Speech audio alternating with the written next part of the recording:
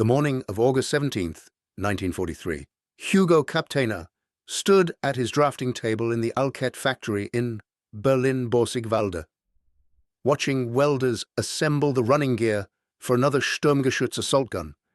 Around him, the factory floor pulsed with activity, 10 to 20 armored vehicles rolling out every single day, test-driven down Holzhauser Street before being loaded onto trains bound for the Eastern Front.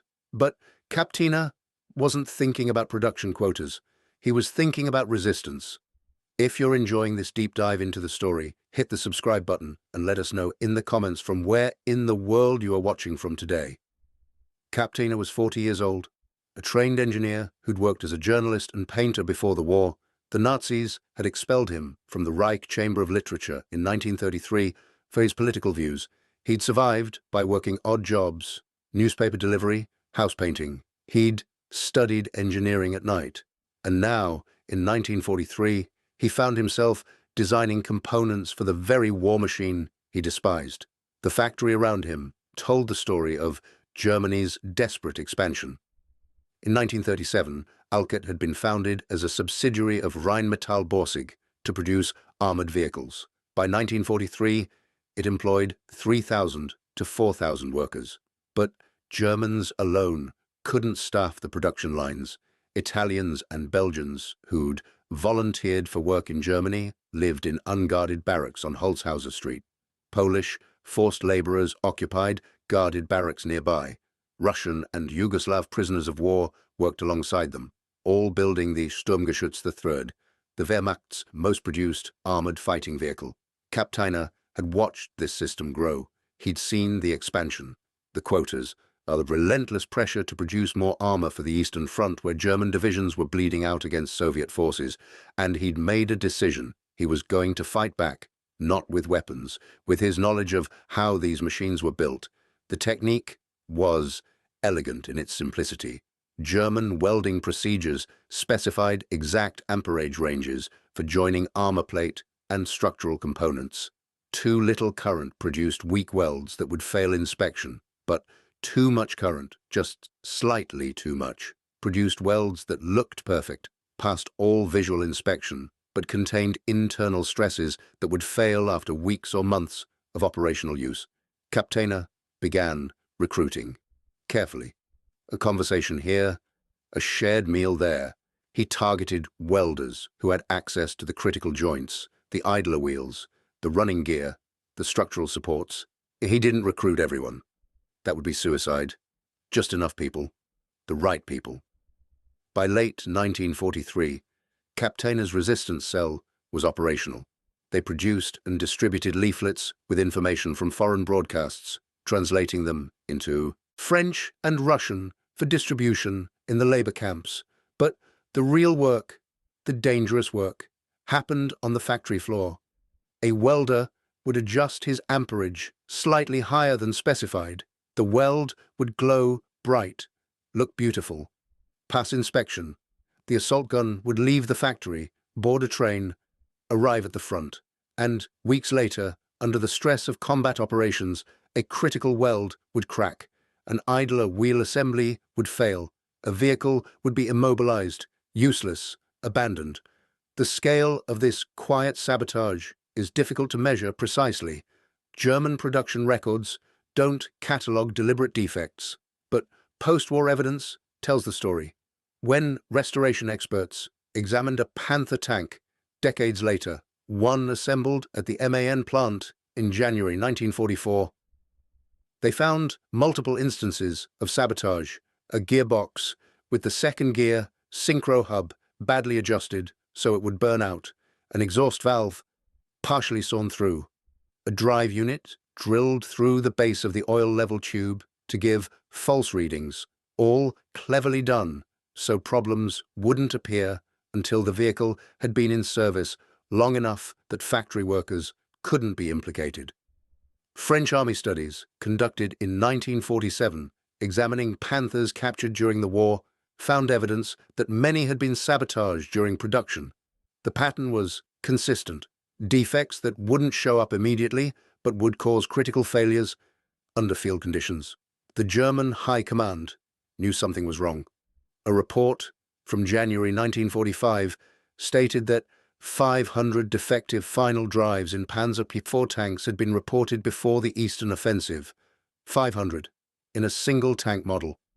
General Tommele explained that orderly utilization of tanks was simply impossible under these circumstances. Troops lost confidence. Sometimes they abandoned entire vehicles because of these failures. But identifying sabotage was nearly impossible. Was it deliberate? Was it material shortages forcing the use of inferior alloys? Was it rushed production and inadequate quality control? The German war economy by 1943 was straining under multiple pressures. Allied bombing disrupted production. Critical materials like molybdenum for steel hardening were running short. Forced laborers who had no stake in German victory worked the assembly lines. Separating intentional sabotage from these other factors was like finding specific grains of sand on a beach. Kapteiner knew this. It was his protection. A single sabotaged weld could be a mistake, fatigue, poor training, but multiply that across dozens of workers, across months of production, and the cumulative effect was devastating. Assault guns and tanks that should have lasted thousands of kilometers instead broke down after hundreds. Critical moments in battle became disasters when vehicles failed. The mathematics of attrition warfare shifted. Every tank that broke down from sabotage was a tank that couldn't fight. Every welding defect meant one more German armored vehicle sitting useless while Soviet forces pressed forward. The Wehrmacht needed every single vehicle. They couldn't afford this kind of failure rate, but they couldn't stop it either. By November 1943, Allied bombing of Berlin intensified. On November 23rd and 26th, air raids struck the Alket factory. The upper floors of the administration building collapsed. Barracks burned completely. Production of the Sturmgeschütz III dropped catastrophically from 255 vehicles in October to just 24 in December. A conference with Adolf Hitler on December 6th and 7th addressed the crisis. If Alket production couldn't be sustained, German assault gun production would collapse. The solution was to shift production to Kruppgrüßen in Magdeburg, mounting the Sturmgeschütz superstructure on Panzer IV chassis to create the Sturmgeschütz IV. By June 1944, Alket had recovered by establishing a new plant in Falkensee, but Kapteiner's resistance cell continued its work. The risk was extraordinary. Discovery meant immediate arrest, interrogation by the Gestapo, execution. German factories maintained strict security. The Breitenbachstrasse factory was completely sealed, cut off from public traffic to prevent espionage. Guards watched the forced laborers constantly. Informants earned rewards for reporting sabotage or resistance activity. Yet, Kapteiner and his network persisted. The leaflets kept appearing. The deliberately flawed welds kept passing inspection. The vehicles kept failing in the field. The psychological impact on German forces was significant. Tank crews depended on their vehicles absolutely. In the vastness of the Eastern Front, a breakdown could mean death. Abandoned to Soviet forces, unable to retreat, unable to fight. When crews began to suspect their vehicles might fail not from enemy action, but from defects in manufacturing, confidence eroded. A report from Panzer Brigade 112 in September 1944 noted that most technical problems on the Panther had supposedly been resolved, and it proved to be a reliable fighting vehicle when it worked. But the report also noted that tanks were being written off for quite minor technical problems because crews no longer trusted them. The psychological damage was as important as the mechanical damage. The system Kapteiner and others like him created was perfect for resistance work. It was deniable. It was cumulative. It was nearly impossible to prevent. And it worked. In November 1943, around the same time the Alket factory was being bombed, German tank commander Hans von Luck captured an American supply depot in North Africa during the Kasserine offensive. What he found there stunned him. Mountains of supplies, ammunition, fuel, spare parts, all in quantities that seemed impossible for a single depot supporting a single division. Von Luck reported this to his superiors. The Americans fought with logistical abundance that suggested industrial capacity far beyond German intelligence estimates. But what von Luck didn't report, what he couldn't know, was that German fighting vehicles were failing not just from American firepower, but from sabotage built into them at the factory. The Allies were outproducing Germany massively. American factories were churning out tanks, trucks, aircraft in numbers Germany couldn't match, but even the vehicles Germany did produce were being undermined from within. By mid-1944, Kapteina's activities had attracted attention. The Gestapo was investigating resistance activity at the Alket plant. Informants had reported suspicious behavior. The net was closing. In 1944, Kapteina was arrested. The interrogation was brutal. The Gestapo wanted names, wanted to know the full extent of the resistance network, wanted to crush any further sabotage. But Kapteina revealed nothing that would implicate others. He took responsibility. He protected his network. On April 20th, 1945, the same day that Senior Master Franz Hahner received the Golden Knight's Cross to the War Merit Cross with swords for his service to the Reich, Hugo Kapteina was executed at Brandenburg-Gurden prison. 10 days later, Adolf Hitler committed suicide in his Berlin bunker. 8 days after that, Germany surrendered. Kapteina never saw the victory his sabotage helped achieve. He died knowing he'd resisted, knowing he'd fought back in the only way available to him. Whether he knew the full impact of his work, whether he understood that his welding sabotage and that of his network had disabled dozens, perhaps hundreds of German armored vehicles, is unknown. But the mathematics were undeniable. Every vehicle that failed from sabotage was a vehicle that couldn't fight. In a war of attrition, where Germany was already being outproduced and outmanned, even small reductions in combat effectiveness mattered enormously. The story of the wrench trick, of simple tools and technical knowledge used to wage silent war against the Nazi war machine, wasn't about a single dramatic moment. Oh, it was about patient, dangerous, cumulative resistance. It was about engineers and welders and forced laborers who understood that the machines they were compelled to build could be subtly undermined. It was about people who chose to resist, even when resistance meant almost certain death. The shadow war inside German factories wasn't a single dramatic moment. It was cumulative arithmetic, small acts of resistance multiplied across thousands of workers, across months of production, across an industrial system that depended on the labor of people who had every reason to want Germany to lose. By 1944, forced laborers constituted 20% of the German workforce steam. In some factories, they represented up to 60% of workers in certain departments to generals. Without them, German war production would have collapsed entirely, but their presence created a vulnerability the German High Command could never fully address.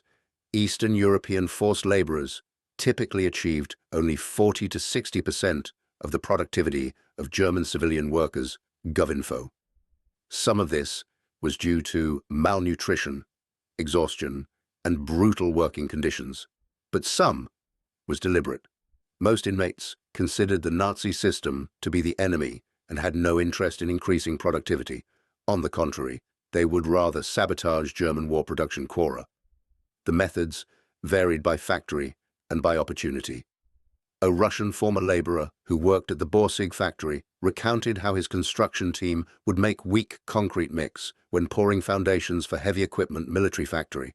The foundation would deteriorate faster from vibration and shocks when machinery was in operation. His opinion was that low-key sabotage was common among forced laborers. A Dutch former laborer stated that productivity among his fellow Dutch students was 20 to 30% lower than German workers' military factory.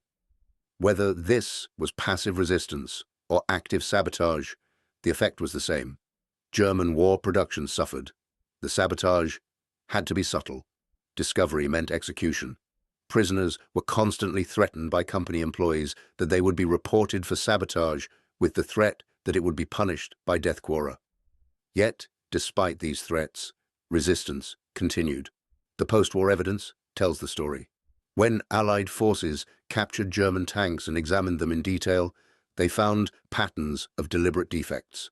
The Panther tank, examined by restoration experts decades later, showed multiple forms of sabotage: a gearbox with the second gear, synchro hub, badly adjusted so it would burn out, an exhaust valve partially sawn through, a drive unit drilled through the base of the oil level tube to give false readings. French Army studies, conducted in 1947, found that many captured Panthers had been sabotaged during production. The pattern was consistent: defects that wouldn't appear immediately but would cause critical failures under field conditions. By January 1945, the cumulative effect of sabotage, material shortages, and rushed production had created a crisis in German armored forces. At a meeting of the Panzer Commission on January 23rd, there were serious complaints regarding final drive breakdowns in all vehicle types fandom. General Tomerley explained that in such circumstances, orderly utilization of tanks was simply impossible fandom. The numbers were devastating. Prior to the 1945 Eastern Offensive, there had been 500 defective final drives in the Panzer, 370 from the Panther, and roughly 100 from the Tiger relics WWII. Tomerley reported that troops lost their confidence, and in some situations would abandon the whole vehicle just because of this problem fandom. 500 defective final drives in the Panzer IV alone. That's 500 tanks that couldn't fight, couldn't move, couldn't contribute to Germany's desperate defensive battles. And this was just one type of mechanical failure in one model of tank. The question German commanders couldn't answer: how much of this was sabotage? How much was material shortage? How much was rushed production with inadequate quality control? The answer was probably all three, intertwined in ways that made separation impossible. Forced laborers exhibited significantly lower productivity due to factors including deliberate sabotage, reduced motivation from coercive conditions, and inadequate oversight. GovInfo. When you add material shortages, critical alloys like molybdenum for steel hardening running short, and production quotas that forced factories to push out tanks faster than quality control could keep pace, you got vehicles that failed. German tank commander Heinz Guderian, when interrogated after the war, provided insight into German tank losses. He attributed 60 to 70% of losses on the Eastern Front to mechanical failures, 15% to anti-tank weapons, 5% to artillery, 5% to mines, and 5% to other causes. Wikipedia. It was noted that Guderian was very hesitant to answer the question and gave rough approximations only: 60 to 70% from mechanical failures, not from Soviet guns, not from American bombers, from the vehicles simply breaking down. Compare this to Allied forces. German commanders involved in the Battle of the Bulge expected that 20% of tanks would suffer mechanical breakdown on a road move, about 4 times higher than British vehicles, and 20 times higher than units equipped with American Sherman tanks fandom. The Sherman tank, widely regarded as one of the most reliable tanks of World War II, set the standard. American forces could move their armor hundreds of kilometers with minimal breakdowns. German forces couldn't move 20 kilometers without losing significant numbers to mechanical failure. The Tiger II, the King Tiger, Germany's most powerful tank, exemplified the problem. When the 501st SS Heavy Tank Battalion was alerted on June 7, 1944, only 5 out of 45 Tiger tanks reached the Villers-Bocage area fandom. That's an 89% breakdown rate on a single road march. 5 tanks out of 45. The other 40 broke down before they could even reach the battle. And the 5 that did arrive fought well.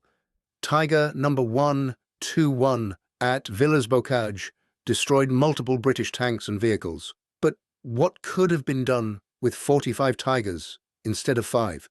This wasn't just about sabotage in production. It was about the entire German industrial system, straining under impossible demands. But sabotage made it worse. Every deliberately weakened weld, every improperly adjusted component, every subtle flaw introduced by a forced laborer who wanted Germany to lose, all of it added up. If you find this story engaging, please take a moment to subscribe and enable notifications. It helps us continue producing in-depth content like this.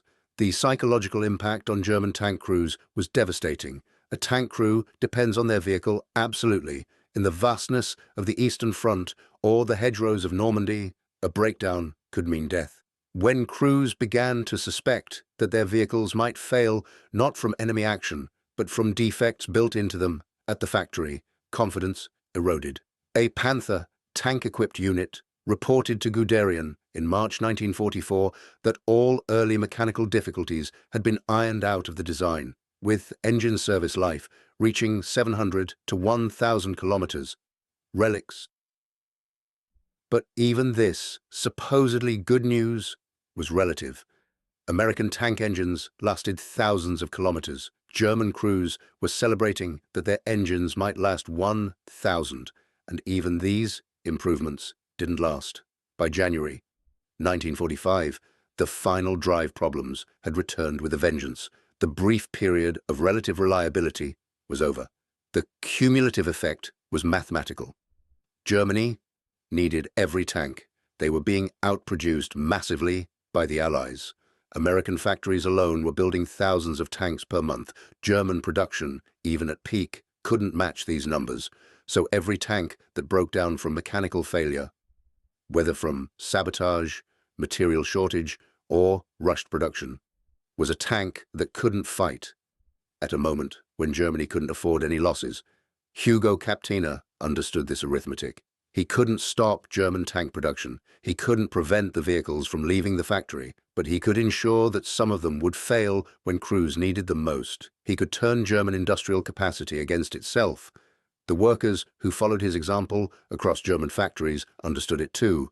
They couldn't strike openly. They couldn't refuse to work without being shot, but they could work slowly. They could make small mistakes that wouldn't be caught until the vehicle was in combat. They could introduce tiny flaws that would cascade into major failures. A Dutch student working at Borsig said productivity among Dutch workers was 20 to 30% lower than Germany's military factory. Multiply that across thousands of workers, across hundreds of factories, across months and years of production. The lost output was enormous, but quantifying the exact impact of sabotage is impossible. German records don't separate deliberate defects from manufacturing errors from material problems. The saboteurs made sure of that. The goal was deniability. To make sabotage look like mistakes, to hide resistance inside the chaos of a failing industrial system. After the war, the full scope of forced labor in Nazi Germany became clear. About 15 million men and women worked as forced laborers, and at the peak of the program, they constituted 20% of the German workforce steam. The National Socialist regime constructed one of the most massive forced labor systems in history, with approximately 26 million people forced to work in the German Reich and occupied territories lone sentry. These weren't volunteers. They were people captured, deported, enslaved. Poles and Ukrainians and Russians and French and Belgians and Italians, Jews awaiting deportation to death camps, prisoners of war, concentration camp inmates, all forced to build the weapons that were being used against their own countries, their own people. The moral calculation they faced was impossible. Build weapons for the enemy or die. Some chose death, most chose survival, and some chose a third option. Build the weapons, but build them badly. Work, but work slowly. Obey, but sabotage. The Alket factory where Hugo Captena worked was typical. In the summer of 1943, the number of foreign and forced laborers in Berlin topped 400,000, comprising 1 in 5 of the capital's total workforce de generals. Siemens employed nearly 15,000 foreign laborers. German railways employed 13,000 more. The entire city had become one vast labor camp, with factory buildings rising among endless rows of wooden barracks. These workers lived in conditions designed to extract maximum labor while providing minimum sustenance.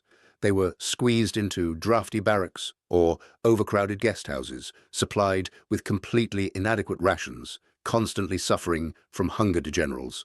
They were even more defenseless than the German population in the face of air raids, since most of them had no access to shelters to generals. Yet, from these conditions, came resistance, not organized uprisings.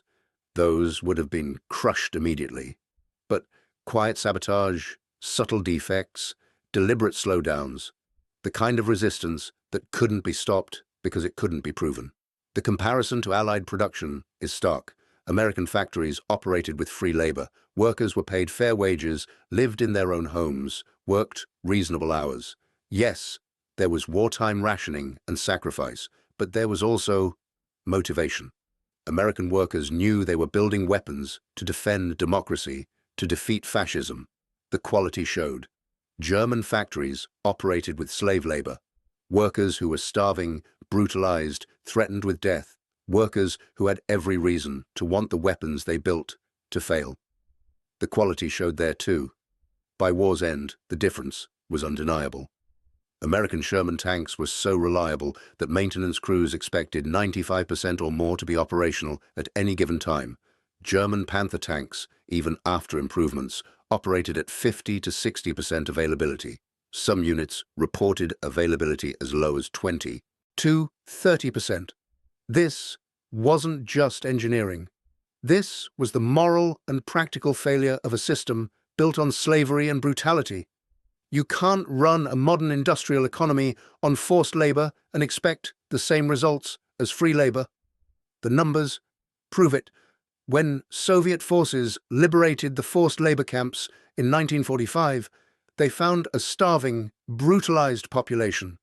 Many had been worked literally to death. Concentration camp prisoner mortality averaged 20 to 30% annually in 1942 through 1944. Cora. Those who survived faced an uncertain future. For many, particularly Soviet forced laborers, 1945 was not yet the end of their suffering. As at home, they were suspected of collaboration with the Germans, and many disappeared in Stalinist camp steam. Hugo Kapteiner didn't live to see the liberation. He was executed on April 20th, 1945. The same day that Senior Master Franz Hahner received the Golden Knight's Cross for his service to the Reich. The irony was perfect. On the same day, Germany honored a loyalist. They executed a resistor. 10 days later, Hitler was dead. 8 days after that, Germany surrendered. Kapteiner's legacy was in the vehicles that failed, in the assault guns that broke down before reaching the front, in the welds that cracked under stress, in the German tank crews who lost confidence in their equipment because someone in a factory had decided to fight back the only way available to them. The story of resistance in German factories wasn't dramatic. There were no heroic last stands, no spectacular explosions, just patient, dangerous work. A weld set slightly wrong, a component adjusted to fail after weeks of use, productivity deliberately reduced, mistakes that weren't really mistakes, multiplied across thousands of workers, across hundreds of factories, across years of war. These small acts of resistance accumulated into something significant. They didn't win the war by themselves. Allied industrial superiority and military force did that, but they helped. They made Germany's already desperate situation worse. They turned German industrial capacity against itself. The wrench trick wasn't a trick at all. It was knowledge. Understanding how machines were built meant understanding how they could be subtly broken. Engineers like Kapteiner knew where the stress points were, which components were critical, which failures would cascade into bigger problems. Welders knew which joints bore the most load. Assembly workers knew which tolerances mattered most, and they used that knowledge as a weapon. The German High Command never fully understood what they were facing. They saw production problems, quality control failures, mechanical breakdowns. They implemented stricter oversight, harsher punishments, more executions. But they couldn't stop something they couldn't see. The resistance wasn't organized enough to be infiltrated, wasn't dramatic enough to be noticed, wasn't centralized enough to be crushed. It was everywhere and nowhere. In every factory where forced laborers worked, in every weld and every assembly and every component. A shadow war fought with tools and technical knowledge instead of guns and explosives. When Field Marshal von Rundstedt was interrogated after the war about the intelligence failure regarding Operation Fortitude, the Phantom Army that held German divisions at Calais, while the real invasion happened at Normandy, he said something revealing. He said, "The worst intelligence isn't no intelligence. The worst intelligence is false intelligence that you believe is true." The same principle applied to German tank production. The worst sabotage wasn't obvious sabotage that could be caught and prevented. The worst sabotage was the kind that looked like normal manufacturing defects, that passed inspection, that only failed after the vehicle had been in service long enough that factory workers couldn't be blamed. Hugo Captena and thousands like him understood this. They fought their war in the margins, in the tolerances, in the small spaces where deliberate flaws could hide among random errors. They fought with the knowledge that discovery meant death, that success would never be acknowledged, that their resistance would be invisible even to the people they were helping. But they fought anyway. The mathematics of their resistance tell the story. 500 defective final drives in Panzer IVs before the 1945 Eastern Offensive, 370 in Panthers, 100 in Tigers.